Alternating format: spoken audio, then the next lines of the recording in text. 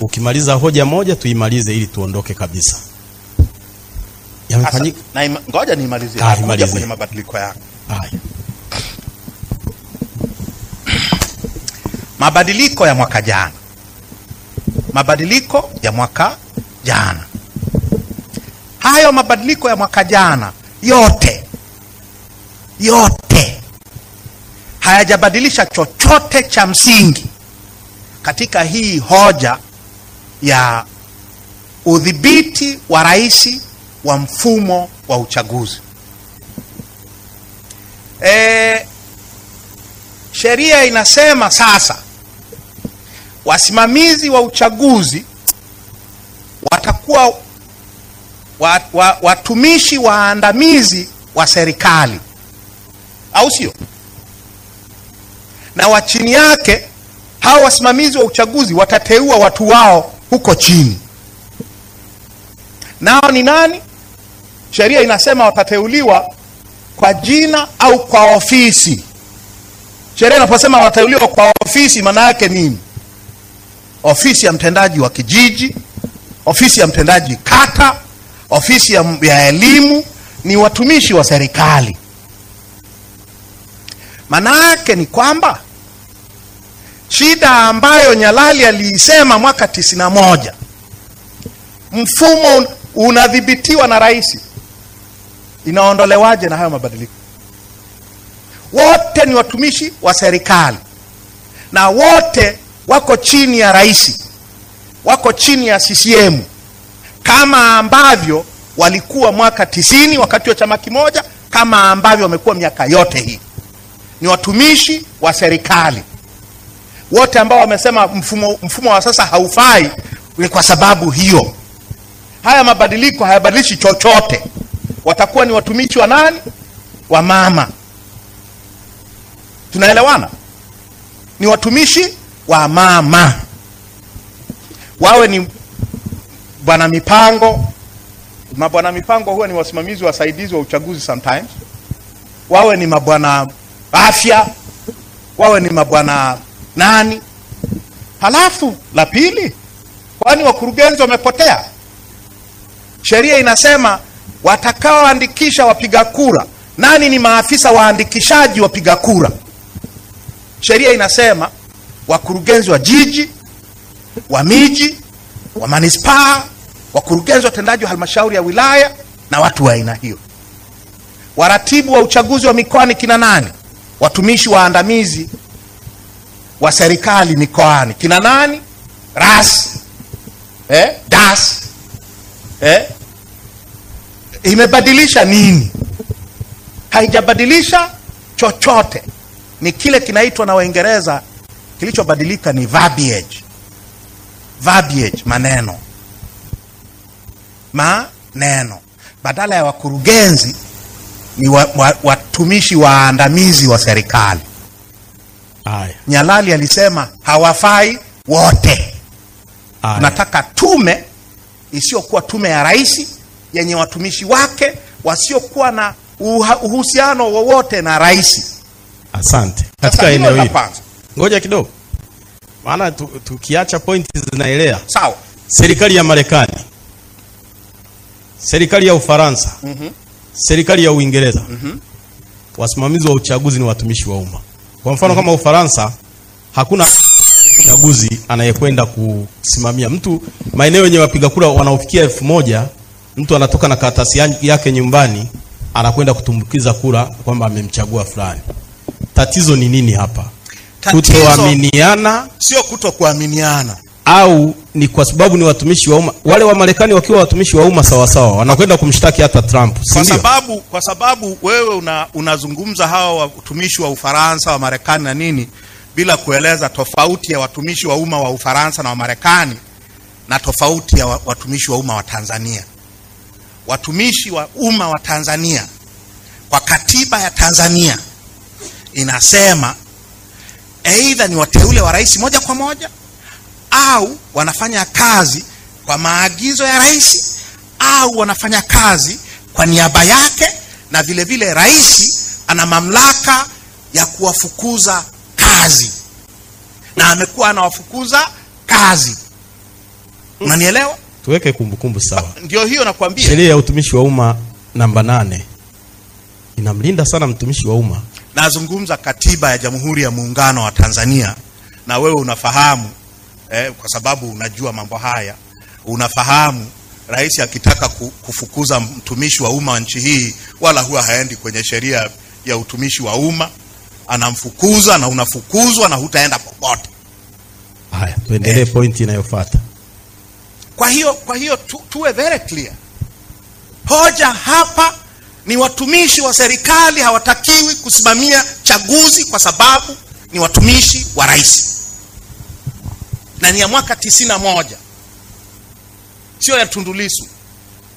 Hoja ya pili. Lakini kidogo hapo. Maana tumesema tuzungumze. Sawa. Hivi ukiajiri Tume ya Taifa ya Uchaguzi kwa halmashauri zote 185, vijiji 12,400, kata 4,300, hiyo budget kwa kipindi ambacho wanakuwa hawasimamii uchaguzi wanafanya nini? Watakuwa unauliza wanafanya nini? Ndio. Kwa sababu ufahamu majukumu ya tume. Jukumu la kwanza kuandikisha wapiga kura kwa miaka 5. Wapiga mara 2 kwa sababu ya sheria za sasa. Nchi za kidemokrasia wapiga kura wanaandikishwa muda wote. Ukifikisha miaka 18 unakwenda kwa msimamizi wako, kwa afisa wa uchaguzi wa kata yako. Kenya hapa wala sio Marekani. Marekani watakuletea nani? Watakuletea barua nyumbani kwako. Umefikisha umri wa miaka 18, fomu za kujiandikisha hizo hapo. Kenya unaenda kwa kata, kwa sababu afisa wa tume ameajiriwa paka ngazi ya kata. Na Zambia na Malawi na Ghana na Afrika ya Kusini unaenda kujiandikisha. Mimi nimefikisha miaka 18, naomba kujiandikisha kupiga kura. Mimi nimehama kutoka Singida, nimehamia Dar es Salaam, nilijiandikisha Singida, nimehamia hapa, naomba kubadilisha. Kazi hii inafanyika kila siku 24/7 kwa sababu watu wanafikisha miaka 18 wana muda wote kila siku. Kwa tume inatakiwa iwepo kila mahali. Na ni watu laki ngapi watakao chaguliwa, watakao ajiriwa? Kata ziko roughly 4,000. Na 2020 zilikuwa 2,956. Kama wameongeza, hawatakuwa wameongeza kata 1,000. Watakuwa wameongeza hazifiki hata 50. Kwa hiyo ukiajiri wasimamizi wa tume mpaka kwenye kata, umetoa ajira mpya 4,000. Ukiweka afisa wa tume kwenye majimbo yako 264, umeongeza ajira 264. Ukisema kuwe na waratibu wa mikoa iko 31, umewajiri ongeza ajira ya watu 31. Nchi hii inashindwa kulipa mishahara ya watu wa ziada 5,000 kwa mfano, kwa matumizi ya msafara wa rais tu wa magari 200. Ukipunguza hayo, ukipunguza ufisadi unaoendelea serikalini kila siku, day in day out, utaweza kuajiri watu 5,000. Hivi unao mfano wa nchi ambayo ina tume iliyoajiri? Kwa sababu mimi walau katika eneo hilo, nenda India, Ghana ulioitaja, wanatumia watumishi wa umma. Nimekuambia mfano wa Ghana.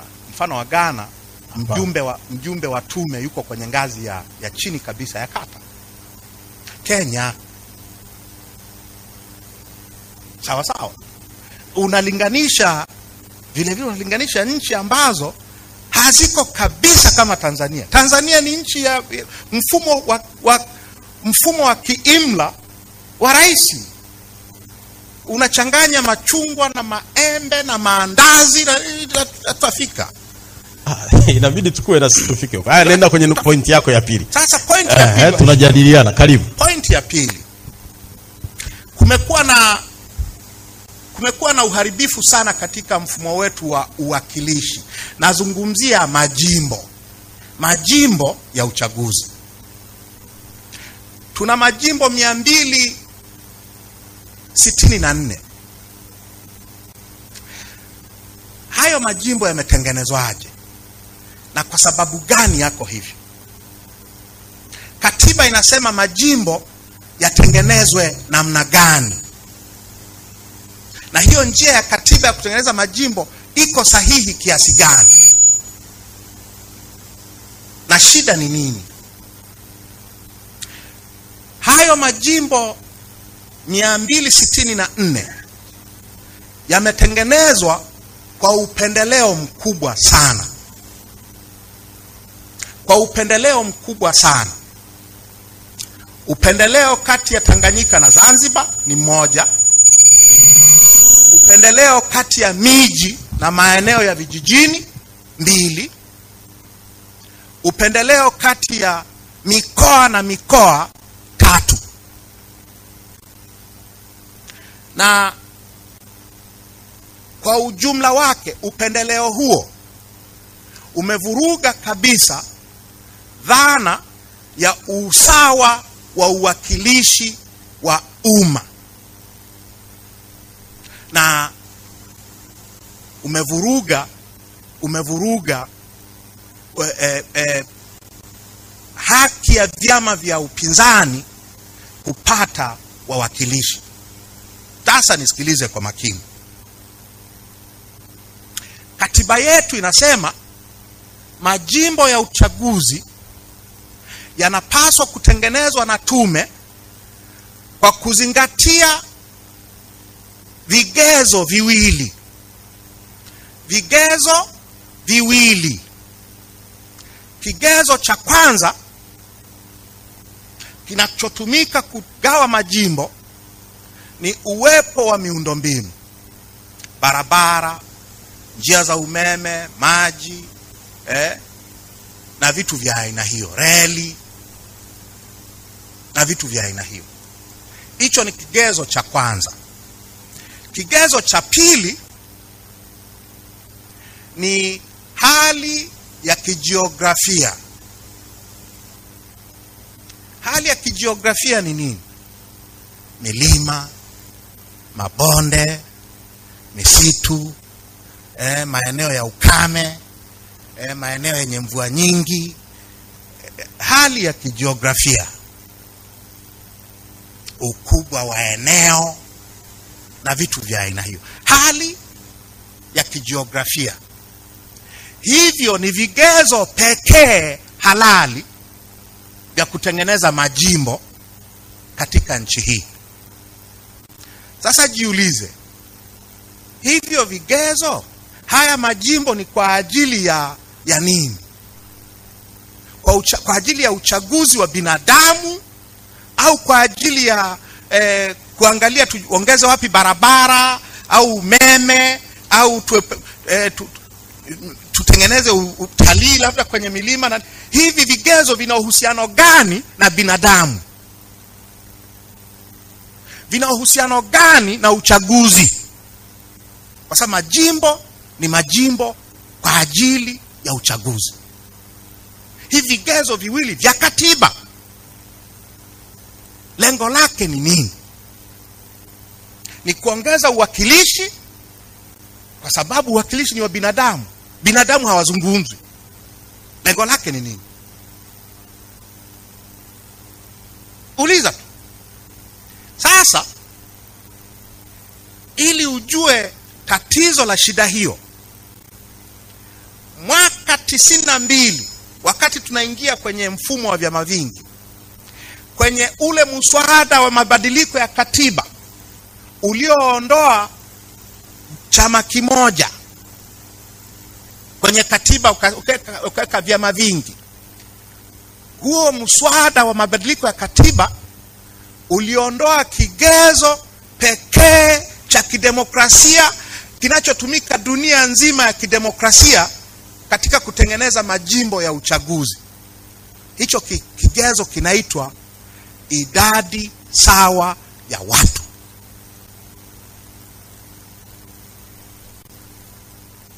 Kati ya mwaka tulipopata uhuru mwaka 61, kwenye katiba ya uhuru, kwenye katiba ya uhuru ya mwaka waliotutengenezea Waingereza, kigezo cha kutengeneza kutengeneza majimbo kilikuwa idadi sawa ya binadamu, kwa sababu binadamu ndio wanaowakilishwa na watakaochaguliwa kwenye majimbo hayo. Idadi sawa ya watu iliingizwa na katiba ya uhuru mwaka 61. Tulipoingia jamhuri mwaka 62 ikaingizwa kwenye katiba ya jamhuri. Tulipotengeneza katiba ya chama kimoja mwaka 65, katiba ya mpito, kigezo cha idadi sawa ya watu kikaingizwa katika katiba ya mpito.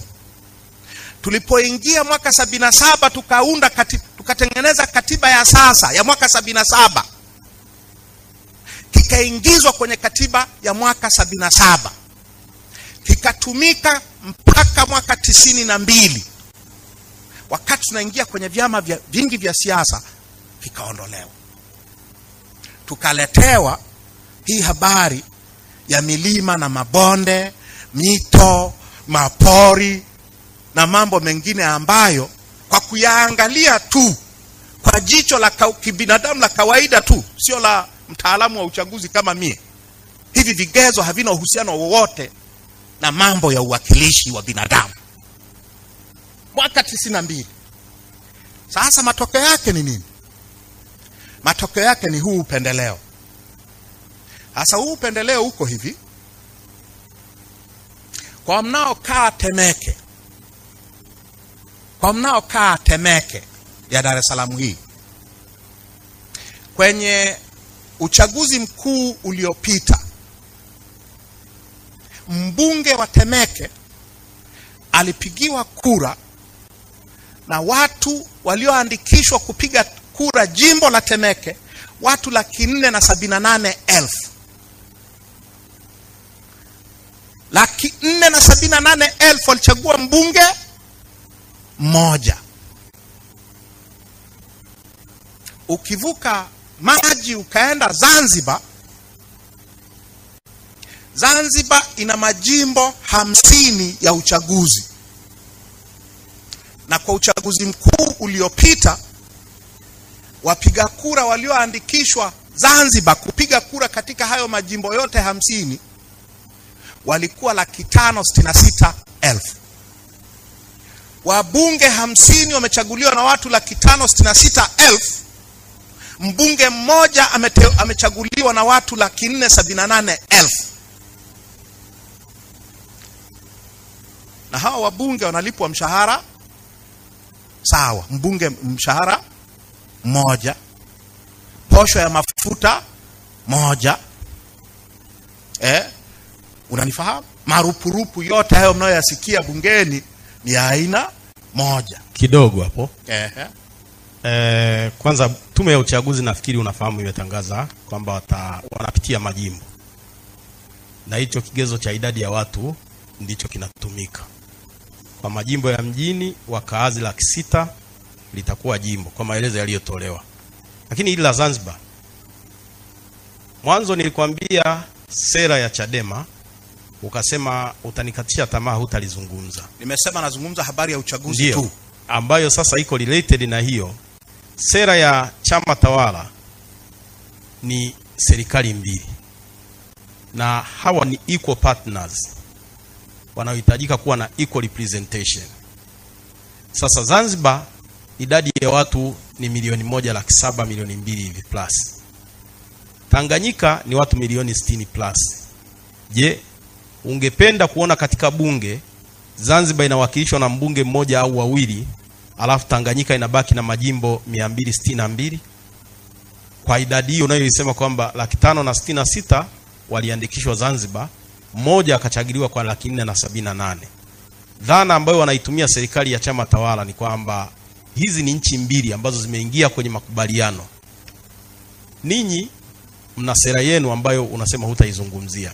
Je, unaona ni sawa sawa kulinganisha hizi takwimu bila kutilia maanani hiyo hoja ya msingi kwamba nchi mbili ziliungana zinahitaji kuwa na uwakilishi bila kuangalia milima na mabonde kama ulivyosema, lakini idadi ya watu ukazingatia hii dhana ya kwamba ni hizi nchi mbili ziliungana na zinakuwa na uwakilishi wenye uwiano, sio usawa? hicho unachokizungumza umekitoa wapi katika katiba ya nchi hii? Umekitoa wapi kwenye sheria za uchaguzi za nchi hii?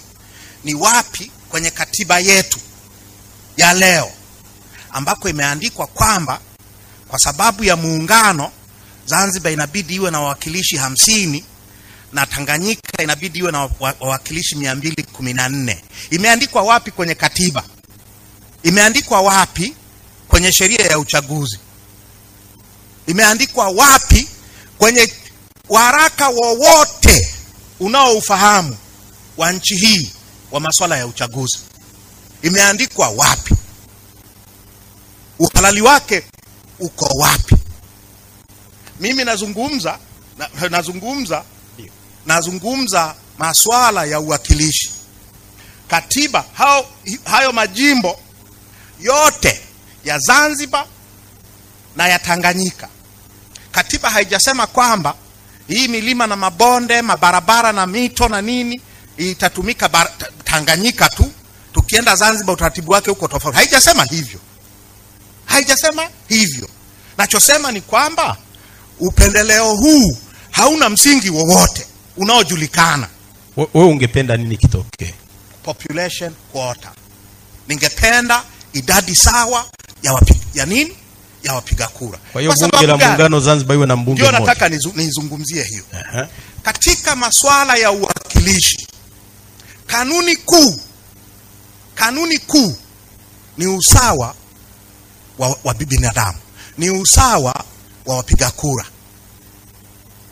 Ndio kanuni kuu iliyokuwepo kwenye katiba tangu mwaka 61 mpaka 92. Hii haikuondolewa mwaka 92 ili kuleta uwiano wa Zanzibar na nani. Imeletwa ili kufanya vurugu kwenye utengenezaji wa majimbo, kuisaidia CCM. Unanielewa? Kanuni inayotumika dunia nzima, nasema unaposema bunge letu litachaguliwaje, litachaguliwa na idadi sawa ya watu katika majimbo. Ndio kanuni kuu. Iwe Marekani, iwe Uingereza, iwe Kenya, iwe Malawi, in fact iwe Uganda. Kwetu hatuangalii idadi ya binadamu, tunaangalia milima na mapori. Sasa kwa sababu ya idadi ya watu, inabidi sasa kila mwaka wa sensa majimbo yanaangaliwa upya. Ndivyo ilivyokuwa tangu mwaka 61. Nazungumzia mambo ya Tanzania yaliyokuwepo Tanzania, sio mambo ya kufikirika. Kila mwaka wa sensa mnatengeneza majimbo kwa kuangalia idadi ya watu na hawa watu wako wapi. Mipaka ya majimbo inatengenezwa on the basis of the national census. Unanifahamu? Sasa ukiwa na watu wachache, obviously utakuwa na wawakilishi wachache, kwa sababu wanaowakilishwa ni binadamu. Ukienda Marekani ama unahitajataja sana, ukienda jimbo la Rhode Island au Vermont kwa Senator Bernie Sanders, wana mbunge mmoja tu. Kwa sababu baada ya sensa wanaangalia wa Marekani wako wapi wanaohitaji kuwakilishwa na binadamu wa Marekani. Hasa kama Rhode Island mko 10 na tumesema kwa kila jimbo liwe na watu 10, mtakuwa na mbunge mmoja kwa sababu mko 10. Kwa hiyo Zanzibar necessarily itakuwa na wabunge wachache. Lazima ndio hivyo. Vinginevyo niambie utaratibu huu halali wake ni upi? Na nimekuuliza umekaa kimya kwa sababu huwezi ukajibu. Halipo. Ni mambo ya CCM tu. Unanifahamu? Hata sisi hayaelezeki. Nimekuuliza. Ndio hiyo sera yenu unaikimbia sasa. Hapana. Kwamba nyie kama mngekuwa Chadema mngependa Zanzibar muwe na serikali 1, 2, 3 na uwakilishi mweje. Ndio pale tulipokuwa tunazungumza nilikwambia yataingiliana. Huko siendi. Niko kwenye majimbo ya uchaguzi. Tunazungumza habari ya mfumo wa uchaguzi. Haya, nchi mbili zilizoungana. Ngoja nikumalize. Acha niendelee. Nchi mbili zikiungana, mambo hayo huwa yanawekwa wazi. Nyie mlioyaweka wazi? Wapi kwenye muungano? Sasa unasema nyie, mheshimiwa mwenyekiti. Ndio, nyie nchi mbili. Nyie nchi mbili mlipoungana, mlipoungana. Ukitaka tuzungumze ya muungano nitakuita siku nyingine tuyajadili. Kwa hiyo unataka kuniambia wale wabunge 50 kila mtu anatoka nyumbani anakuja, hakuna sheria inayowaleta? Nimekwambia hivi, niambie iko wapi inayosema Zanzibar iwe na majimbo 50. Mimi sijawahi kuiona.